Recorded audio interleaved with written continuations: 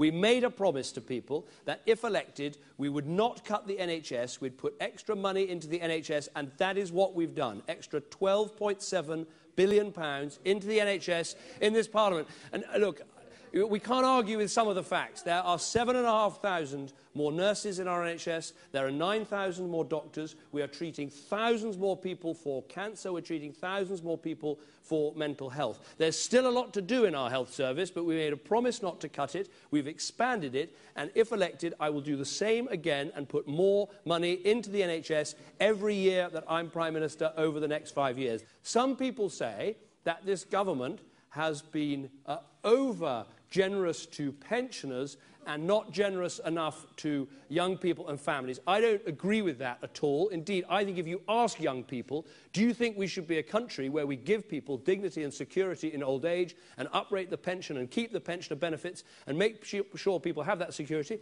Young people say, yes, we should. We should respect our elders and treat them with dignity, and that is exactly what this government has done, and if re-elected, I would do exactly the same thing again. Dignity and security are what you deserve after a long and hard working life, and if I'm Prime Minister, that's exactly what will happen. I have to now take a couple of questions from the media, otherwise they'll get very... No.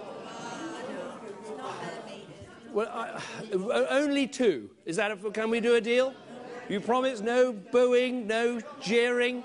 I don't mind me, the media. Right. Let's have... They've been promised, they've sat very quietly at the back. Really? It's not their meeting. We're going to... Do you want... OK. OK, all right, sir. I'll do a couple of minutes. Andy Bell from Channel 5. When Tony Blair announced his departure in advance, you said it was the absolute killer for his authority. You've now done exactly the same. What were you thinking? And one more question. After the figures today, is Britain heading for a dangerous period of deflation? What I did in my kitchen is I gave a very straight answer to a very straight question. And I think that people will understand that saying you want to serve a full second term, a full 5 years, is a very reasonable, sensible thing to say. And that's exactly what I did say. I gave a very straight answer to a straight question. I want to serve a full second term, a full 5 years as your Prime Minister. But it's not my choice, it is all of your choice. It's the British public's choice. In 44 days' time, they can decide whether I'm Prime Minister for the next 5 years or whether Ed Miliband is Prime Minister for the next 5 years.